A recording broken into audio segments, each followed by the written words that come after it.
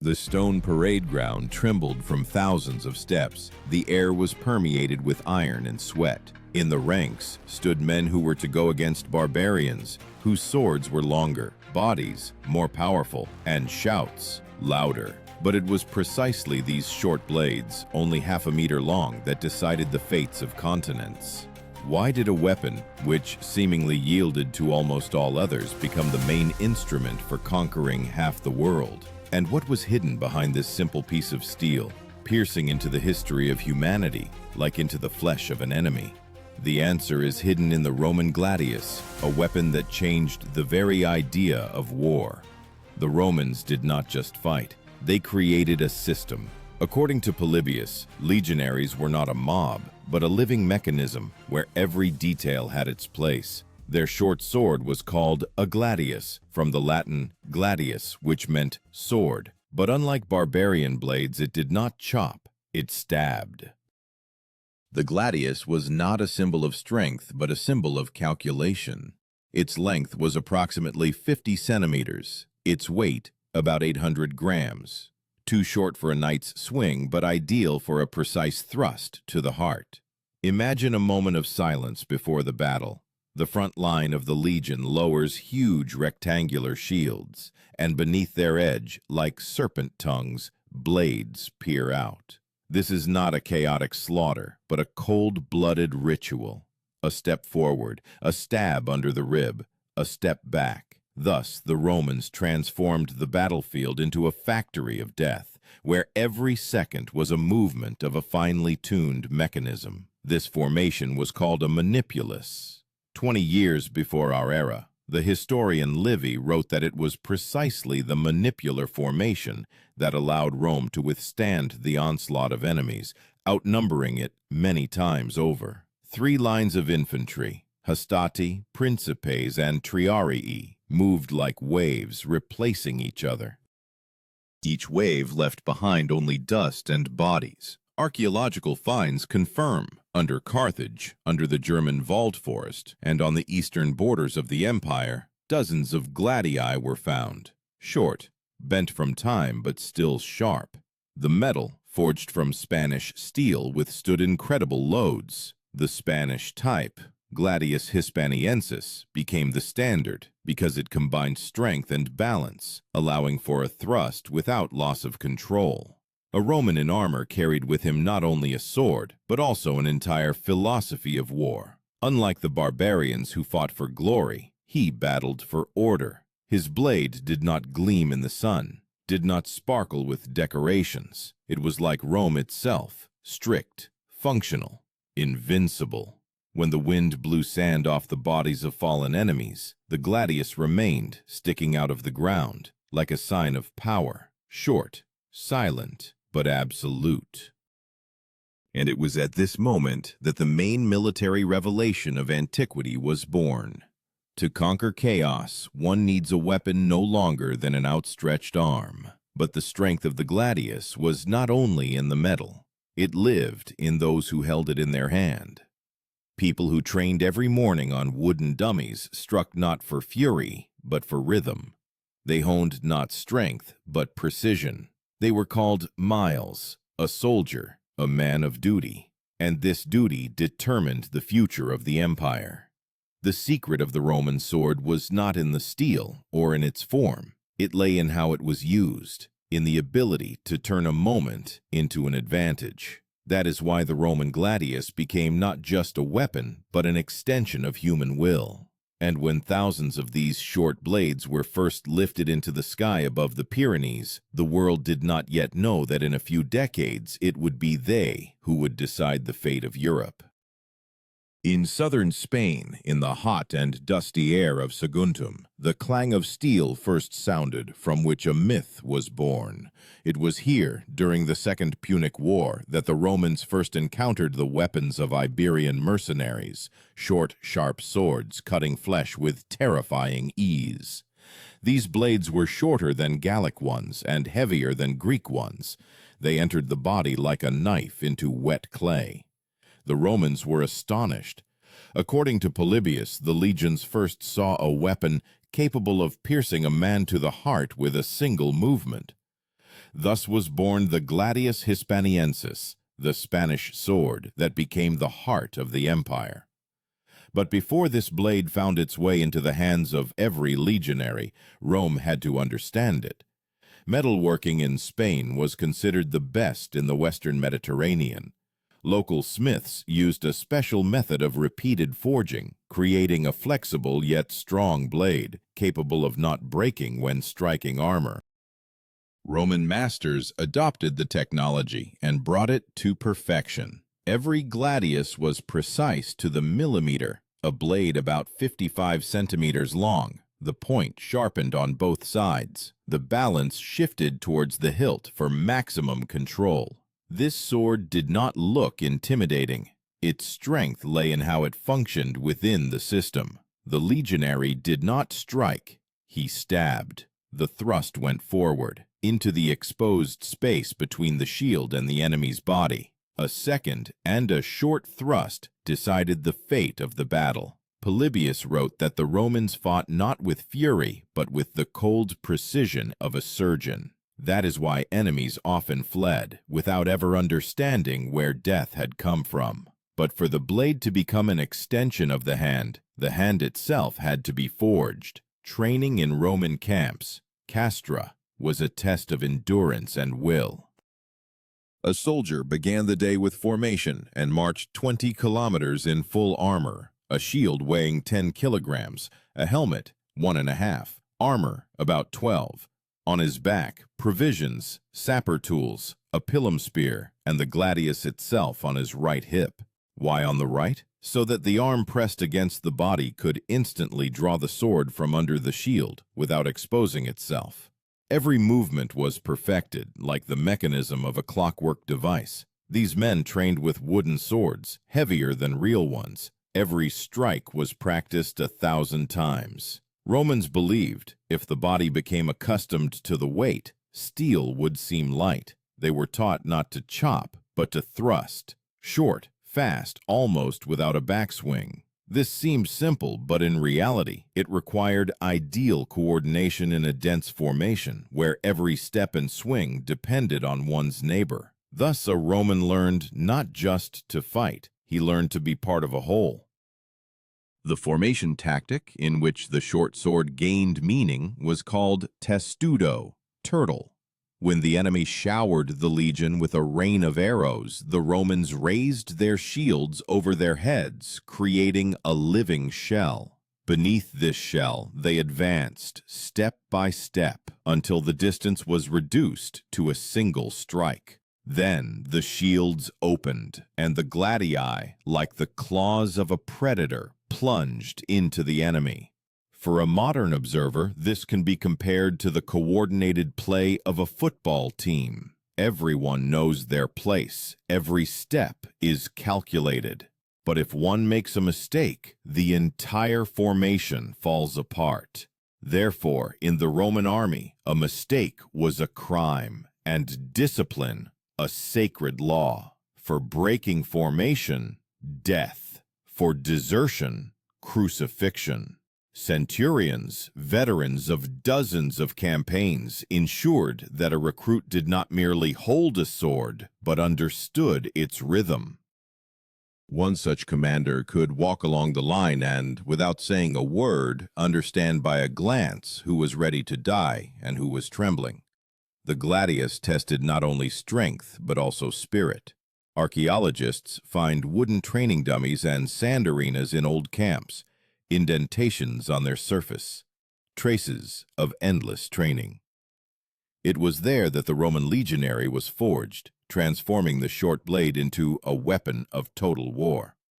When the warriors first went into battle with the updated gladius against Hannibal's army, the enemy did not yet know that they had lost.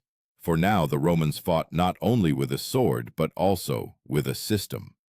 Their blades were an extension of tactics, their movements an embodiment of discipline.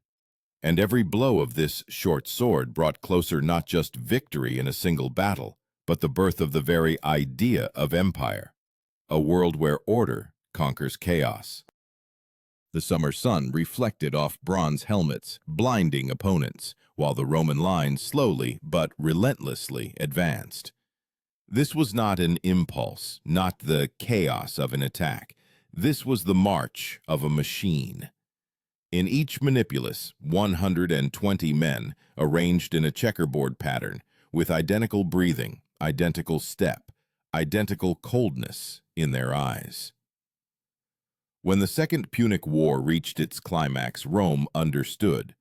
The fate of the empire was decided not in the councils of senators, but by the length of the sword in a legionary's hand.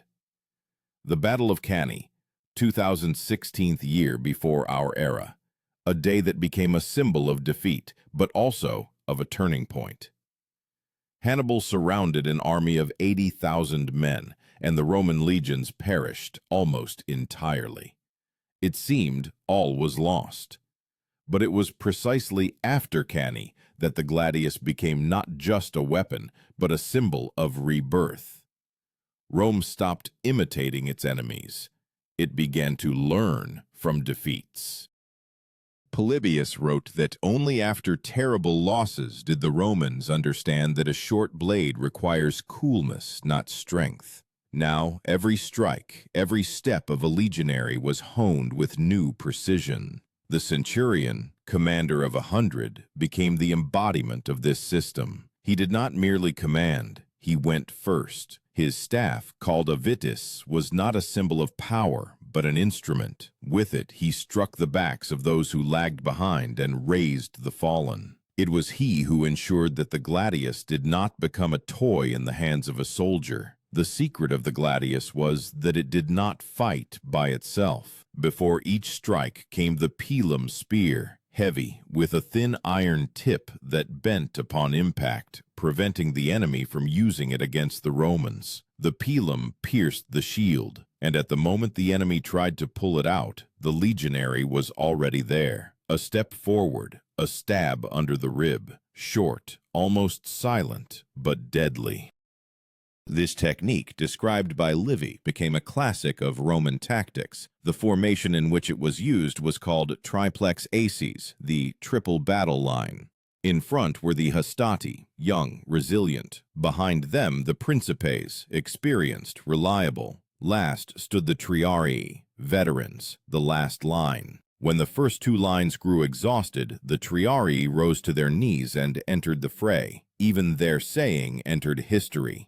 It has come to the triarii, meaning to the last chance. These three lines moved as if three waves of one sea. The first broke the enemy's formation, the second finished them off, the third secured the victory. The gladius was created precisely for this rhythm, short, fast, controllable. Its blade rarely broke. Archaeologists found examples with traces of dozens of sharpenings, but the metal remained intact. Spanish steel did not fail.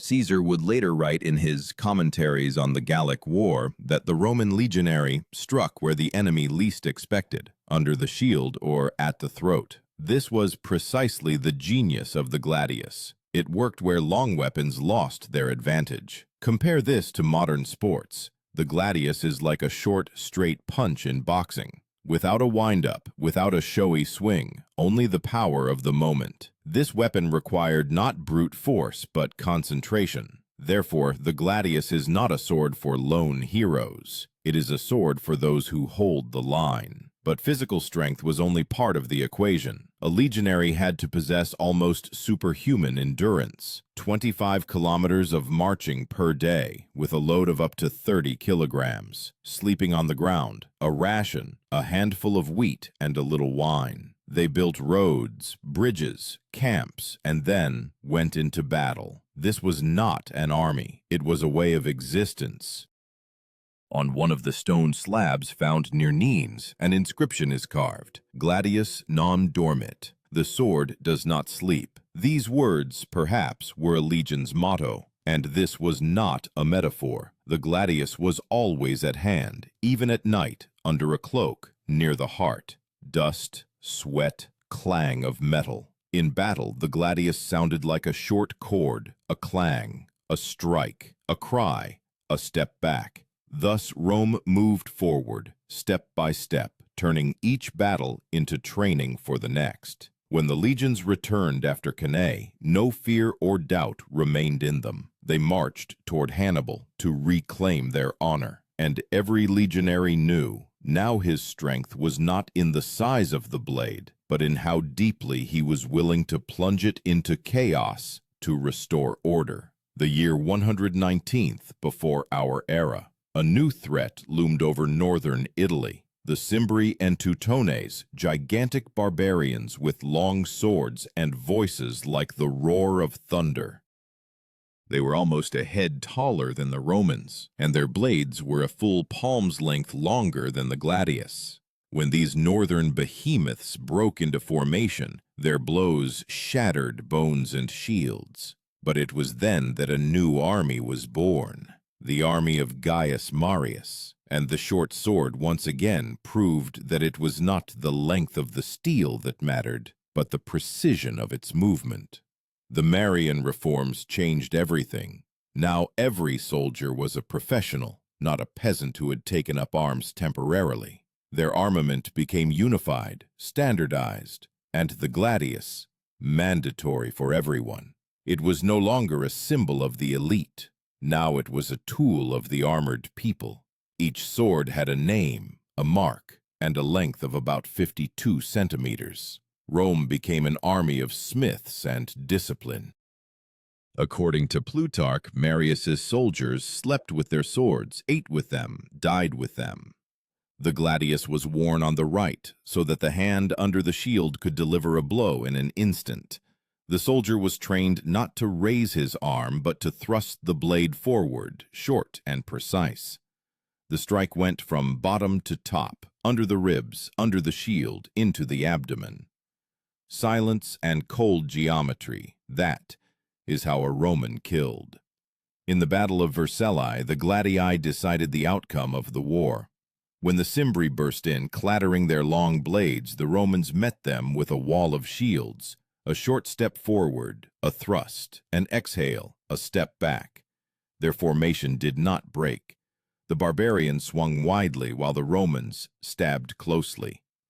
On the field where 120,000 people met, the air rang with shouts, but the Gladii did their work silently. Plutarch wrote that after the battle, the ground was invisible beneath the bodies, and the legionaries' swords stood in their scabbards, but blood still ran down their hilts. The term describing their battle formation sounded like a turtle counterattack, testudo, but this time the Romans also used another formation, a wedge called cuneus. This was a living arrow, piercing the enemy's center. The Gladii moved synchronously, like gears, and each strike opened the way for the next. It is difficult for a modern person to imagine what this battle looked like. Not knightly duels, not heroic contests, just rhythm. Tens of thousands of identical steps, thrusts, breaths. The Romans did not feel like people, they were part of a machine. Even the smell of war, a mixture of blood, dust, and metal, was part of this machine. Archaeologists found a battle site in northern Italy where dozens of blades lay among the bones of humans and horses. On some, dents from axes, on others, traces of multiple sharpenings. The steel of the Gladii held up when the barbarians' armor tore from the strain. After the victory at Vercellae, Rome became unshakable. The legionary was now not just a fighter, but a symbol of a system where every cog worked towards a common goal. Their training camps, castra, appeared in every province, and with them the gladius spread. From Hispania to Gaul, from Gaul to Britannia, from Britannia to the eastern provinces. When the warriors crossed the Rhine and first entered Germanic lands, the gladius became a symbol of order, carving its way into the chaos of the northern forests. But these forests answered. There, where space compressed between tree trunks, long swords lost their meaning, and the short gladius once again became king of close combat. Tacitus would later write that the Romans fought as if the walls moved by themselves. However, not everything was so simple. Historians disagree in their assessments. Some believe that the gladius reached perfection precisely in the era of Marius, others that its heyday came during the time of Augustus. But one thing is obvious: by the end of the 1st century before our era, the gladius had become more than just a weapon. It became a symbol of power. On bas-reliefs, on tombstones, in the hand of statues of legionaries, everywhere the short sword slightly tilted forward. When Gaius Julius Caesar led his legions across the Rubicon, behind him marched men whose gladii had already conquered Gaul. These swords were not adorned with gold, but their thrusts decided the fates of kings. At that moment, when Caesar uttered, "The die is cast," the world already knew. Iron, knowing no doubt, followed him, and in every hand raised to the sun the same blade gleamed, short, concise, but unconquerable, like the very idea of Rome. The dust of Gaul settled on bronze helmets, and the sun reflected off the blades, as if the very earth glowed with blood. The year 51 before our era. Roman legions under the command of Gaius Julius Caesar surrounded the fortress of Alesia. Inside, Vercingetorix, the chieftain of the Gauls, and 80,000 warriors. Around them, the Romans, 25 legions. Between them, a ring of walls, earthworks, and palisades, behind which the short blades of gladii were hidden. It was here, among the hills and smoking bonfires, that the gladius showed its true purpose, to be a weapon for victory in impossible conditions. Caesar wrote that his legionaries could not afford long swords. In the narrowness of ditches and ramparts, there is no room for a swing. There the hand acts, not the shoulder. And in these words lies the essence of the gladius. It was created not for a knightly duel, but for a battle where man and earth merge into one. An angled strike, a thrust, a step back, all in a metric rhythm, as if battle is labor, not combat.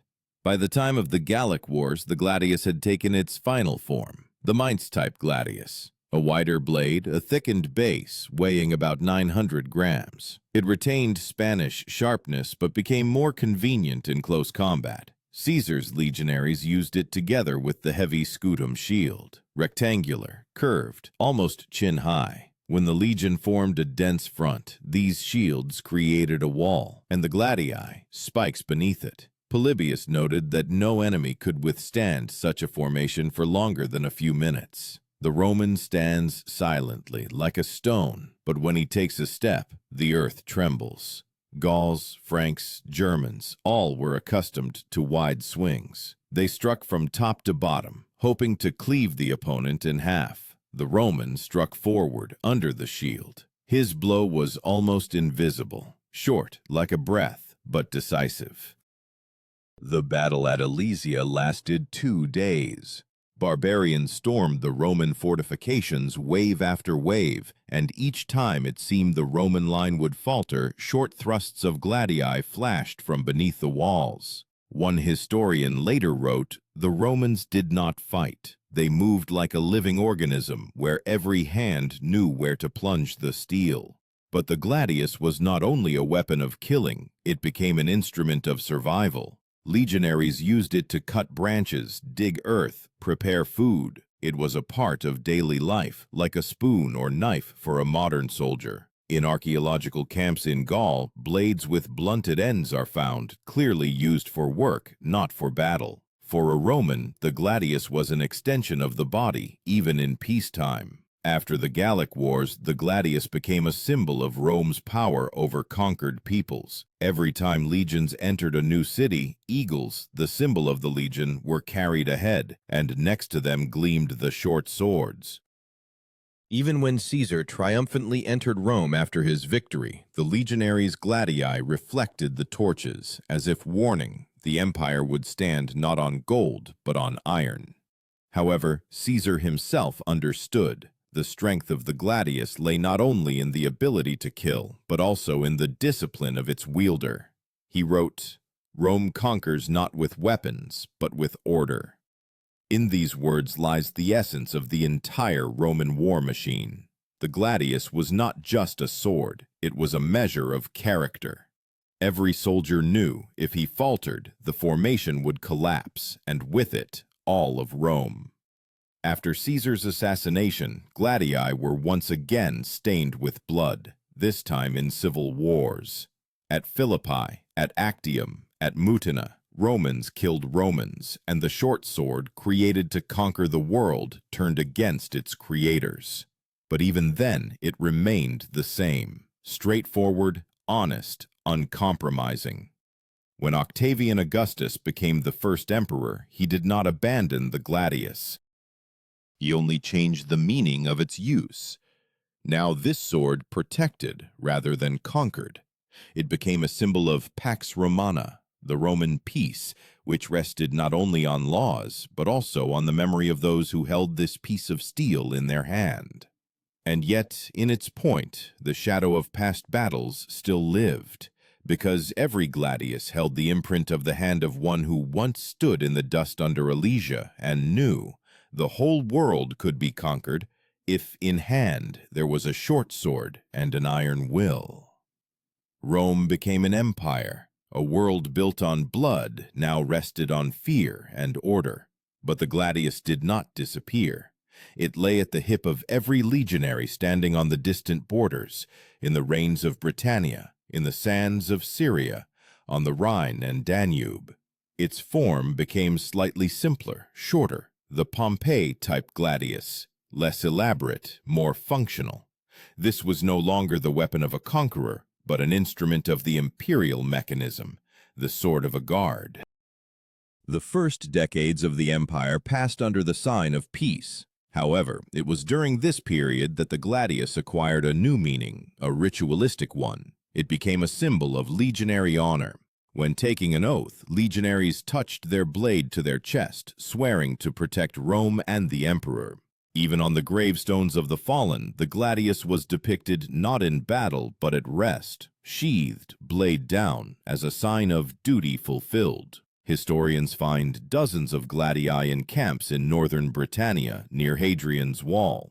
They are strikingly uniform. No precious decorations, no individual patterns. Everything is standard, like the breath of an army where the personal is dissolved into the collective. But it was precisely in this that Rome's strength lay, anonymous discipline. Gradually, the short sword began to give way to a new type, the spatha. Longer, heavier, adapted for cavalry. It allowed striking from the saddle and reached the enemy further. But the gladius did not disappear instantly. For a long time it remained in service, in garrisons, on patrols, in rituals. It became an archetype, the ideal form of close combat weapon. When the empire was crumbling under the onslaught of Goths and Persians, the old blades still gleamed in the sun. They outlived their masters, emperors, and even Rome itself. Archaeologists find them in the ruins of Vindolanda, under the ash of Pompeii, in the sands of Egypt. Everywhere the same silhouette, a straight blade with a rhomboid point, as if the metal itself remembered order. The gladius did not die on the battlefield, but quietly, along with an era. But its spirit did not disappear. Every short bayonet, every officer's dirk, every military ceremony carries its shadow. In it, the essence of Rome, coldness, discipline, expediency, not an extra centimeter. And so, when today we see a Roman sword behind museum glass, it seems to be sleeping. But look at it longer, and you feel that inside, beneath the rust of centuries, steel still lives. Accustomed to the breath of a legionary and the rhythm of steps on a stone road leading to eternity.